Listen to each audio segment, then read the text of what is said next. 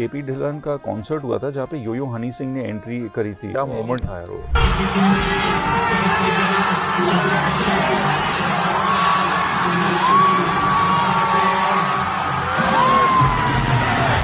There's a song called 52 Bars. This picks you up, you know.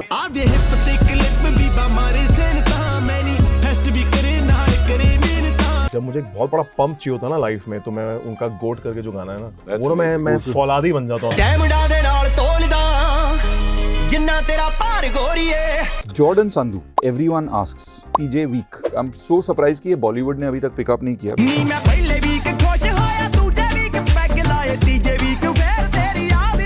सबसे tense मौका मेरे लिए 83 के सेट पे वो था कि जब मुझे सुनील गावस्कर की तरह कवर ड्राइव खेलना था और सुनील गावस्कर सामने बैठे हुए हैं। तो पाजी ठीक है, तो हम पढ़ रहे हैं ये क्या है, क्या है?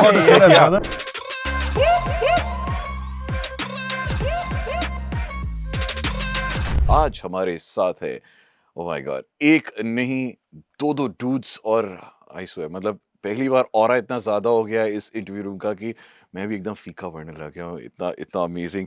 करण पाजी हमारे साथ हैं, ताहिर राज हमारे साथ हैं। वाह मैन, इट्स सो अमेजिंग। तो पाजी ठीक है, तो हम पढ़ रहे हैं ये क्या है, क्या है? I think आप बिल्कुल फीके नहीं पड़ सकते। बिल्कुल नहीं। But such a persona है, आवाज में इतना दम है। अरे thank you so much.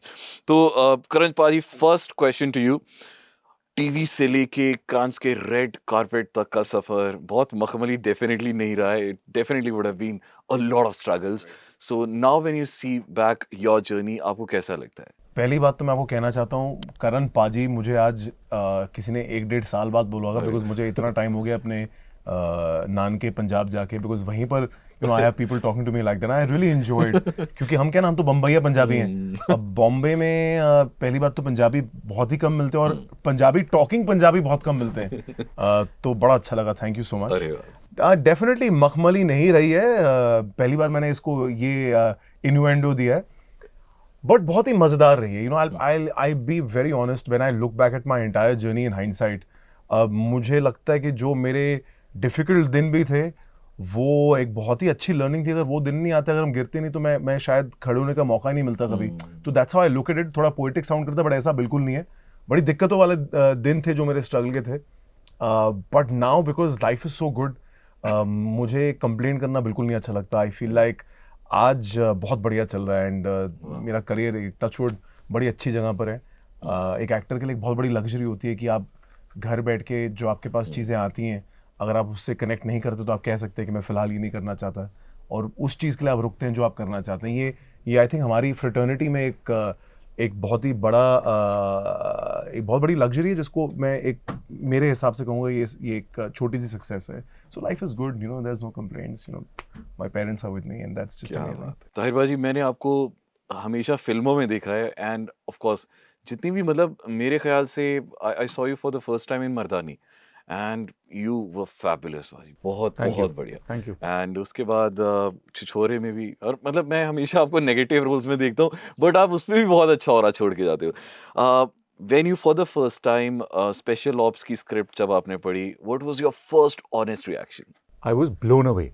Script बाद में आई, पहले नीरज सर ने कहानी सुनाई मुझे, and I was blown away because the character, the collector, जैसे ट्रेलर में उसे कहा गया है, he is unlike any antagonist. Normally एक अंटैगनिस्ट का एक स्टीरियोटाइप बना रहता है कि ये आदमी बल से, अपने मसल से और बंदूकों से लड़ेगा। ये जो किरदार है ये दिमाग से लड़ता है, और डेटा इसका वेपन है। लेयर्ड है, कॉम्प्लेक्स है, अनप्रिडिक्टेबल है, और वो सब चीज़ें हैं जो कहानी में ट्विस्ट लाती हैं। And I think that is the objective कि सीजन 2 में to make it bigger and better than season 1। Neeraj sir की बात करते हैं। So it's obviously an honour to work with such a perfectionist. आप उनके बारे में क्या कहना चाहेंगे, नीरज पांडे के बारे में? In the last 5 years of knowing Neeraj sir, मैं आज बड़े सक्सेसफुली कह सकता हूँ कि मेरा उनके साथ एक बहुत प्यार भरा रिश्ता है। एक बहुत ही अनसेड अनटैप्ड फ्रेंडशिप है हमारी, जो आई फील विद टाइम बहुत ग्रो होती है। इनफैक्ट स्पेशल ऑप्स 2 के सेट पर मेरी दोस्ती उनके साथ बहुत ही अच्छी हो गई। हम दोनों की बड़ी रुचि है घड़ियों को लेके। अच्छा। तो हम उस बात पर घंटों भर बात करते रहते थे, एक दूसरे को अपनी घड़ियां जो हम सिलेक्ट करें, बिकॉज उनको बड़ी रुचि है दूसरे देशों से, यू नो, स्पेसिफिकली वहाँ की मेक्स की घड़ी। तो we used to go and find you know local makers in Georgia and around Budapest to just go and have a look at watches. So it's small things like that really allowed us to bond. And yeah, you know, he's a very good friend, and I'm very fortunate कि you know in the clutter of the industry that we are a part of, ये एक बहुत बड़ी luxury है कि आप किसी इतने बड़े सीनियर मेकर को कभी फ़ोन करके पूछ सकते हैं सर मुझे एक एडवाइस चाहिए आपसे किसी और चीज़ को लेके, अगर आपके पास 15 मिनट हो आप मुझे दे दो, और वो कहें कि आ जाओ. तो ये आज ये जो एक्विटी है उनके साथ, मैं इसकी बड़ी इज्जत करता हूँ, और मैं वाकई अपने आप को इन जनरल बड़ा खुशनसीब मानता हूँ कि उनका कहीं ना कहीं यू नो एक मेरे साथ एक सपोर्ट है. आपने अपने अपने कैरेक्टर के बारे में तो बता दिया, बट आपके इस कैरेक्टर के, स्पेशल ऑप्स 2 के कैरेक्टर के कौन से कुछ ऐसे ट्रेट्स हैं जिसके साथ आप पर्सनली बहुत कनेक्ट कर पाते हो? एक सेंस ऑफ ह्यूमर है उसमें, और वो सेंस ऑफ ह्यूमर बहुत सटल है. वो सीरियस से सीरियस सिचुएशन में भी बात को घुमा देता है, तो उस चीज़ से मैंने थोड़ा रिलेट किया. स्टाइलिश है काफ़ी, जो कि मैं बिलीव करना चाहूँगा मैं भी. नहीं वो दिख रहा है. तो ये काफ़ी, और वो भी मेरे लिए अनयूजुअल था. मतलब नॉर्मली अगर एक अंटैगनिस्ट को देखा जाए तो वो मतलब पान का स्टेन और अंगूठियाँ पहनी हुई एक विलनस लुक, पर यहाँ पर एक चार्मिंग वो रखना चाहते थे उसको, स्टाइलिश. तो वो था. एंड उसके अलग लेयर्स हैं, एक कॉम्प्लेक्सिटी है उसमें जो है एक हद तक आई थिंक मेरे में. क्या बात है, क्या बात है. Do you remember the first day when you faced the camera? अब तो आपके लिए बहुत नेचुरल मेरे हो करियर गया. में हाँ. मुझे एक्चुअली मुझे दिन याद है और डेट भी याद है. ओह वाह. 7th मई था, अच्छा. अबाउट 16 साल पहले. 16 साल, अरे हाँ वाह. जी. मैंने अपना टीवी शो का जो मेरा पहला शॉट था वो मैं देने गया था पंचगिनी. और मैं यू नो आउटडोर की कहानियां मैंने ना ऋषि कपूर जी के इंटरव्यूज में बड़ी सुनी थी इन जनरल कि आउटडोर्स कैसे होते हैं. You know they used to enjoy outdoors, especially you know the late 80s 90s actors. I feel like they really enjoyed their outdoor experience. So I gone with that same excitement to only realise कि ऐसा बिल्कुल नहीं होता TV में. और actually वो उस दिन ना मैंने अपनी जिंदगी का, मेरे करियर का पहला ऑटोग्राफ भी उस दिन दिया था. नॉट बिकॉज मैं कोई मतलब कोई ऐसा हीरो टाइप बंदा था, बट मैंने रियलाइज किया कि हिंदुस्तान में आप कैमरे के सामने किसी को भी खड़ा कर दो ना तो you know people want to come and take an autograph. तो बट एट दैट टाइम मेरे लिए I was like wow, you know मैं first day of my work और मुझसे कोई साइन, अच्छा मुझे साइन भी नहीं पता था कि क्या करना है, because never really thought about it, right? So I never forget that day. It was in Panchgini for a show. Again, very close to me. You know, I had a really, really good time shooting that. It was called Love Ne Miladi Jodi. Okay. वो Star One पे आया करता था. And yeah, it was in Panchgini at एक bus stop था वहाँ पे, उस चौक पे मैंने अपना पहला शॉट दिया था. ताहिर भाई जी, आपका first day, the first day when you got in front of camera, और कितने नर्वस थे आप, और वो कौन सी फिल्म थी? इत्तेफाक की बात है कि ये सवाल आप मुझसे दिल्ली में पूछ रहे हैं, क्योंकि मर्दानी के लिए पहला शॉट जो है हमने दिल्ली में दिया था, कनॉट प्लेस में. और प्रोडक्शन ने उस दिन, आई थिंक होली का दिन था, तो उनको 1 घंटे की परमिशन मिली थी सुबह 5 और 6 बजे के बीच में कि सीपी बंद कर दिया था वो शॉट लेने के लिए. एंड वो बहुत स्पेशल है क्योंकि दिखाना मुझे कॉन्फिडेंस था पर अंदर से फट रही थी. तो वो जब मैं अब देखता हूँ तो मुझे खुद हंसी आती है, क्योंकि दिखने में वो बहुत कॉन्फिडेंट लग रहा है, वो रानी मुखर्जी को धमकी दे रहा फ़ोन पे, पर अंदर से जो लगी पड़ी थी वो सिर्फ मैं जानता हूँ. ये हमारे लिए, क्योंकि हमें लगता है कि यार मतलब ये तो टीवी के सामने भी वैसा ही है, और फिल्म्स और आजकल ओटीटी, ज़्यादा डिफरेंस नहीं समझ आता है. But what actually is the difference between the production of TV and OTT and movies? मैं आपको इन जनरल डिफरेंस बता देता हूँ व्हाट आई पर्सनली फील. मेरा तो मानना है कि क्योंकि मैंने टीवी किया हुआ है और मैंने फिल्में नहीं की हैं, तो मेरा इतना एक्सपीरियंस नहीं है फिल्मों को लेके, बट आई फील लाइक जो हम स्पेशल ऑप्स में करते हैं, मैंने जो खाकी में किया है, that is no different than what a big production film would be like. I feel कि हर मीडियम का अपना एक चार्म है और हर मीडियम की अपनी एक लिमिटेशंस भी हैं. अगर मैं अपने टेलीविजन की करियर की बात करूँ और उस वक्त की बात करूँ, तो वैसे भी काम बिल्कुल नहीं आता था. तो it was like a play ground quite frankly for me, because उस टाइम पर तो आपका बस यही था कि मैं अच्छा दिखूँ, यू नो मैं थोड़ा सा लवेबल लगूँ, बिकॉज मेरा कैरेक्टर ऐसा था. It's only later in life जब आपके हाथ में ऐसा मटेरियल आता है कि आपका दिमाग भी उस तरीके से चलना शुरू होता है कि अच्छा काम कुछ ऐसा होना चाहिए, बिकॉज ये करने के लिए आपको एक कैरेक्टर के इन डेप्थ में जाना पड़ेगा. टेलीविजन बहुत ही डिफरेंट मीडियम है because it pitches to a very different audience. It has to be slightly slower in terms of pace, because आप चाहते हो कि फॉर एग्जाम्पल अगर कोई घर में अगर कोई लेडी है जो काम कर रही है, अगर होम मेकर है, अगर वो अपने बच्चे को स्कूल के लिए मेन डोर तक छोड़ने गई थी, अगर वो शो चल रहा है वो वापस भी आ जाए, she doesn't really miss out on too much. Okay. तो उसकी एक पेसिंग टीवी की ना थोड़ी सी उस चीजों को माइंड में रखी होती है, जानबूझ के जो साउंड्स है जिसका सब मजाक उड़ाते हैं कि धड़म धड़म धड़म, व्हिच आई अंडरस्टैंड। हालांकि मैंने ऐसे कोई शो नहीं किया, but just in the defence of television as a fraternity, Okay. आप इसलिए करते हो क्योंकि अगर आप कोई घर के किसी काम में बिजी हो, ताकि आप जो उस एपिसोड का इंपॉर्टेंट मोमेंट है उसको मिस आउट नहीं करो, एटलीस्ट आप सुनकर आप you know you bring your attention to it.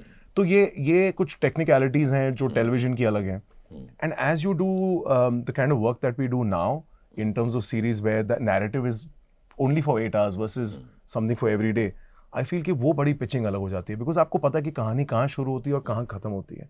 वो आपको लग्जरी टीवी में नहीं होती, क्योंकि वो एक जितना ऑडियंस का प्यार है उतना ही लंबा शो चलता है। ये आपको पता है कि ये 7 एपिसोड हैं, ये कहानी है, तो एक एज एन एक्टर आप अपना आँख बना सकते हैं।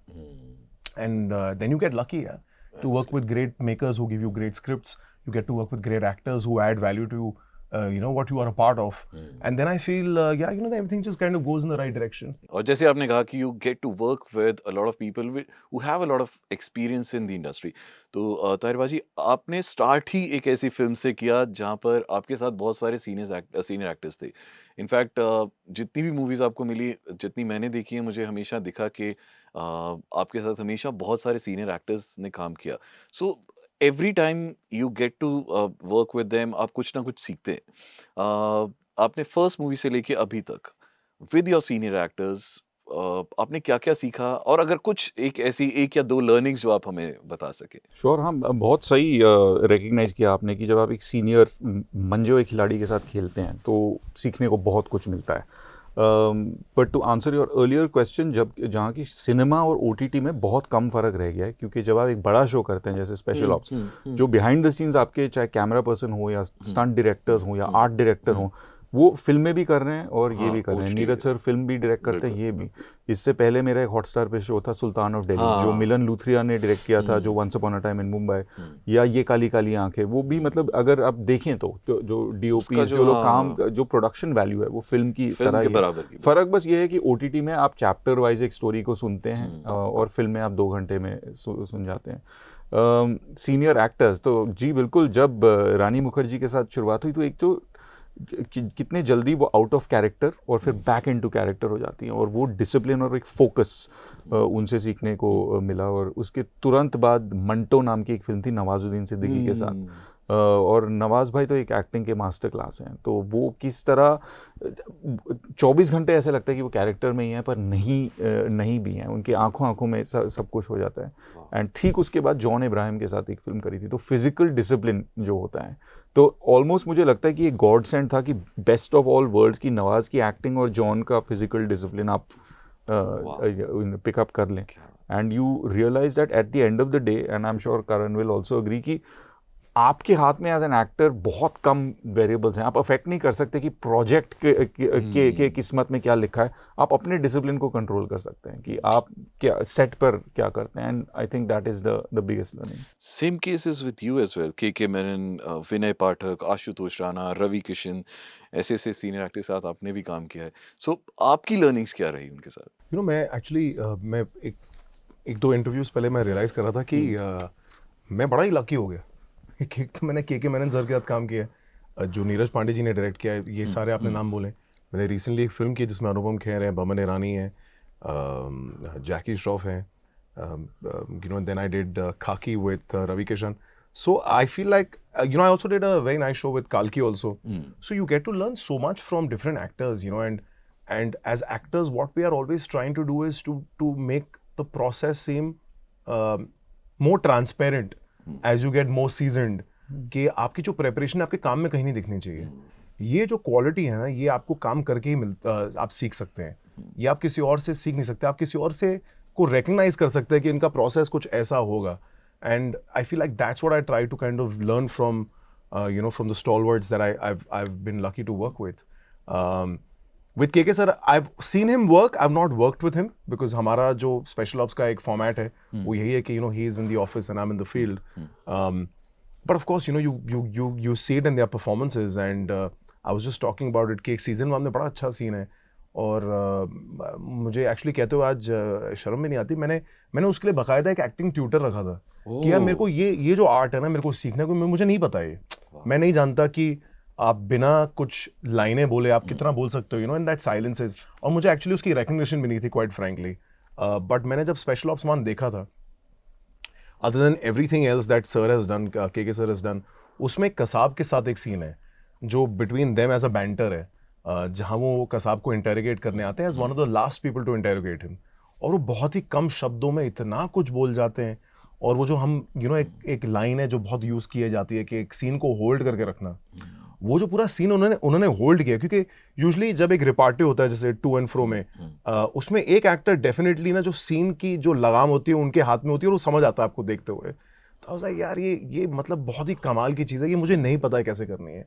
तो मैंने एक एक्टिंग ट्यूटर रखा था, तो मैंने रियलाइज़ किया ये सारी चीज़ें आप सीनियर एक्टरों से सीखते हो, यू नो, क्योंकि वो इतने टाइम से काम कर रहे हैं, वो इतने घंटे बिता चुके हैं कैमरा के सामने। जैसे अगर आप एक पायलट, प्रोफेशनल पायलट से एक कमर्शियल पायलट क्यों बनता है, क्योंकि वो इतने घंटे यू नो सिमुलेटर में ट्रेन करके फिर फ्लाइट में ट्रेन करके और ट्रेन करके आगे बनता है। आई फील लाइक एक्टर्स भी वैसी ही एक ब्रीड है कि आप जितने घंटे कैमरे के साथ बिताते हैं आप तब जाके सीखते हैं। सो I feel like all of these things over a period of time I've been able to kind of garner and learn a little bit. इसमें आपका के मेनन के साथ कैसा ऑन स्क्रीन केमिस्ट्री कैसी थी? के मेनन इतने डिसिप्लिन्ड हैं और एक तरह से ये मेरे कैरेक्टर को भी हेल्प किया कि क्योंकि वो प्रोटैगनिस्ट है, मैं एंटैगनिस्ट हूँ, हमने ऑन सेट बातें बहुत कम करी। तो जितनी हमारी मुलाकात हुई है वो प्रमोशन के दौरान हुई है, पहले बैठ के बाद। और अब जब मैं उनके साथ बैठता हूँ तो जो जिस तरह की फीलिंग मुझे आती है कि कॉलेज का कोई सीनियर हो या कोई बड़ा भाई हो, जो मतलब जो हमारे अभी एक्सपीरियंस होते हैं एक्टिंग में या बम्बई में, वो 10-15 साल पहले देख चुके हैं। तो सब चीज़ों को कितना सीरियसली लेना चाहिए, कितना नहीं लेना चाहिए, उस सब की सीख मिलती है उनसे। Do you remember your first ever audition? अगर 16 साल हो गए आपको इस इंडस्ट्री में, डू यू रिमेंबर आपने सबसे पहले ऑडिशन कब दिया था? मुझे सबसे पहला तो याद नहीं है, बट मुझे मेरे one of the few auditions याद है that actually made me want to kind of tilt towards this field. मैंने निविया करके एक ब्रांड है, उसके लिए मैंने एक ऑडिशन दिया था उसकी कैंपेन के लिए। और ये मेरे ना जिंदगी बड़े दिक्कतों वाले दिन थे जब वाकई मतलब not to make it sound dramatic but जिस कहते हैं ना खाने के वांदे होते हैं, ये उन दिनों की बात है। And luckily I got that audition. You know, this was one of the first maybe 3-4-5 महीने मैंने जो मैं one of the first बोला, क्योंकि उस टाइम पे भरपूर ऑडिशन हुआ करते थे एड्स को लेके। तो that cracked, and at that this is about 17 years ago, it paid me about I think 3 lakh rupees or something to the tune of that. तो मैंने बहुत पैसे थे। मैंने अपने फादर को बोला था, मैं कहा पापा ये ना हमको हमारी दिक्कतों से नहीं, मेरे को लगता है ये अगर मैं ये सारे काम करूँगा तो हम निकल सकते हैं। So that is why I also remember that, because it really marks a very interesting time in my life, and yeah, it was early on in my career. आपकी मैक्सिमम मूवीज में आप नेगेटिव में ही दिखते हैं, तो और in fact आपका character इतने अच्छे से डिजाइन किया जाता है और आप उसमें इतने अच्छे से निभाते हैं, कई बार तो लोग कंफ्यूज हो जाते हैं कि यार मतलब ये हीरो है या एंटी हीरो है। How do you train yourself as an actor? A lot of it वो लिखाई में होती है कि किस तरह उसे प्रेजेंट किया जाता है। और शुरुआत में मैंने नेगेटिव किया था और अब 10 साल बाद काफ़ी कर रहा हूँ। बीच में काफ़ी ऐसे रोल्स आए, चाहे वो छिछोरे हो या 1883 और ये काली काली आंखें, ये इन सब में मैं एक तरह से एक प्रोटैगनिस्ट ही मानूंगा। पर मेरे हिसाब से किरदार को जब मैं स्क्रिप्ट पढ़ रहा हूँ और सेट पर जा रहा हूँ, उसे मैं खुद एज ताहिर कभी जज नहीं करता कि, तो मैं ये कभी नहीं सोचता कि ये सही है या गलत। उस वक्त जो कैरेक्टर की सच्चाई है वो मेरी सच्चाई है। तो अगर मैं खुद उसे जज नहीं कर रहा हूँ और मैं I am being truthful to what's written, तो ऑडियंस भी उस सच्चाई को देखेगी। वो ये नहीं देखेगी कि ये इंसान खुद को ही विलन मान के अगर काम कर रहा है। So that is where the secret is. And as an outsider, how easy और difficult it is to get into the industry? Easy होता तो सब कर रहे होते है ना? या so it's not, I would be lying if I told people who are watching this and are young and trying to start off to say it's very easy, सब कर लो। But मेरा मानना ये है कि if something is truly worth it, then it will be difficult to do. Like अगर कोई starting में आपसे पूछे कि बॉडी बनाना कितना आसान होता है, तो मतलब मेहनत तो consistency, ये सब discipline, ये सब लगता है, and it's the same with Bombay. आपके लिए भी ये सेम क्वेश्चन है। मैं इसका एक एग्जांपल से मैं आपको बताना चाहता हूँ। ये जो मैं 17 साल पहले ऑडिशंस की बात कर रहा हूँ एड्स के, उस टाइम पे ना फॉर्म आपको भरना पड़ता था एट द स्टूडियो। तो उसमें नंबर्स होते थे कि आप कौन से नंबर के मतलब एक्टर या मतलब बंदे आए हैं आज. तो at that time you used to fill 300, 400 something. And this is 17 years ago that 400 people, 500 people used to come to test for one part. So you can only imagine that 17 years later, when the industry has flourished so much and there's so many more opportunities, how many people really want to be actors? And there's technically just one of each part, right? Whether you're playing an antagonist or you're playing a lead or even if you're playing a character. So there's so many people who are contesting for that one part. So it is not easy. that is definitely there. Sometimes I joke about it that if I had to do it all over again, I don't think मेरे में उतनी क्षमता है. क्योंकि today I enjoy the position I am at, but it's quite a journey. Like it takes the best out of you. Also, you have to do it for the right reason. People sometimes do it because they see fame or they see money. पैसे कमाने के और बहुत तरीके हैं. Passion, and पैसे कमाने के शायद और आसान तरीके हैं. But you have to really enjoy what you do. नहीं, और जैसे आपका प्यार बढ़ता रहता है ना, आपकी वो पैसे की how do I say, वो ड्राइव कम हो जाती है, वो creative drive. Like for example, the reason I left television in the peak of my career, right? I was making, I mean, I could have made a lot of money like my contemporaries from TV. But you know, you're happy to take that setback because you're looking for creativity. My sister often jokes about it, you know, that given the toughness of this profession, कि यार तुम actor हो के ना, 2 लोग on speed dial होने चाहिए. One to a therapist, second a motivational coach. Yeah, actually. Because मैं साल में बकायदा सिर्फ 150 दिन काम करता हूँ, बाकी 250 दिन आप घर बैठे होते हो. You know, because you're prepping or you're waiting or you're planning things. So 250 दिन जो खाली बैठना है ना, that's the where the battle is. Actually, in fact, there's a very famous director. उन्होंने एक बड़ा ही अपने एक इंटरव्यू में उन्होंने बताया था कि उनके पास एक वक्त ऐसा था जब बिल्कुल काम नहीं था. एंड आई थिंक 3-4 साल उनके पास कोई काम नहीं आया. एंड वो इतने ज़्यादा फ्रस्ट्रेट हो गए थे कि I read this interview in Stardust, I guess, कि वो इतने ज़्यादा फ्रस्ट्रेट हो गए थे, उन्होंने अपने कुत्ते का नाम एक्शन रख दिया था क्योंकि उन्हें एक्शन बोलने को नहीं मिल रहा था. एंड ये बात है तिग्मांशु धूलिया की. सो यस, तो इतने ज़्यादा वो फ्रस्ट्रेट हो गए थे अपनी लाइफ में. So but as you said कि वो पैशन, वो ड्राइव होनी बहुत ज़रूरी है. अदरवाइज तो फिर आई थिंक फेम और वो तो बहुत सारे और चीज़ों में भी निकल जाता है. 83 की बात करते हैं. यू प्लेड सनी सर वहाँ पे. आप उनसे पहले, सनी सर से पहले कभी मिले थे? And when you started preparing for the character, उनसे कितनी मुलाकात हुई थी आपकी? नहीं, उससे पहले, फिल्म से पहले मैं नहीं मिला था. पर जब मेरे को कास्ट किया गया तो पहले तो 4 से 5 महीने क्रिकेट की कोचिंग चली, क्योंकि क्रिकेट खेलना और सुनील गावस्कर की तरह क्रिकेट खेलना तो बहुत अलग खेल है. तो नेशनल लेवल के कोच थे जो लगे थे मेरे साथ. 5-6 महीने हमने की और फिर मैं पहली बार उनको लंदन में मिला था जहाँ पर हमारी शूटिंग हुई थी. And very charming, very generous. उन्होंने इतना वक्त बिताया मेरे साथ. एंड सबसे टेंस मौका मेरे लिए 83 के सेट पे वो था कि जब मुझे सुनील गावस्कर की तरह कवर ड्राइव खेलना था और सुनील गावस्कर सामने बैठे हुए हैं. आप सोच सकते हैं कि ये एक ऐसे इंसान है जो जिन्हें सचिन तेंदुलकर आइडियलाइज किया करते थे, और वो आपको क्रिकेट खेलते हुए देख रहा है. तो मेरे ख्याल एक्टिंग से ज़्यादा वो फिजिकलिटी उसकी मेरे लिए बहुत चैलेंजिंग रही थी. And after you played that cover drive, फिर उनका फीडबैक क्या था? He said well done. And पूरी फिल्म देखने के बाद जब फाइनली स्क्रीनिंग हुई थी तो ओरिजिनल पूरे टीम को बुलाया गया था. And when I met Sunny Paji after that, he almost had tears in his eyes. So I took that as a big compliment. उन्होंने कुछ कहा नहीं, क्योंकि ऐसे फिल्मों को देख के अक्सर when you're living your best memories, you have few things to say, but he just patted me and he had tears in his eyes. So that was a very special moment. So sweet, so sweet. आपको क्या लगता है करण पाजी, after the introduction of OTT या आपके career के दौरान ही हुआ है, क्या एक्टर्स को और ज़्यादा फ्रीडम मिली है या ये प्रेशर है? दोनों ही है, बिकॉज आई फील कि आज एक नया प्लेटफॉर्म खुल गया है, एक नया वर्टिकल खुल गया है, you know, where you have such brilliant platforms doing such great work, just like Hotstar, you know. So that's how I started my journey with OTT in general. And I think expectation ये भी है, because मेरा ऐसा मानना है कि जब मैं खुद एज एन ऑडियंस कोई चीज़ ऑन अ प्लेटफॉर्म देखता हूँ, कि मुझे ऐसा लगता है कि ये फिल्मों से ज़्यादा क्वालिटेटिव होगा. ऐसा मेरा फील है. आई फील के परफॉर्मेंसेस बेटर होती हैं, क्रिएटिविटी आपको ज़्यादा देखने को मिलती है, राइटिंग आपको ज़्यादा बेहतर मिलती है. And I feel like everyone gets to shine because you get an 8-hour window of a narrative to really show your best. And while एक फिल्म एज अ माध्यम की कहानी जो 120 मिनट में आपको बोलनी है, उसकी एक शार्पनेस, एक अलग क्राफ्ट है. बट आई फील 8 घंटे तक एक कहानी को ऑडियंस के इंटरेस्ट में, like to keep the audience interested, that's another talent. So I feel like when it comes to that challenge, there's a lot of weightage of that people expect a very, very good series. Otherwise, they're very happy to put it off or switch something.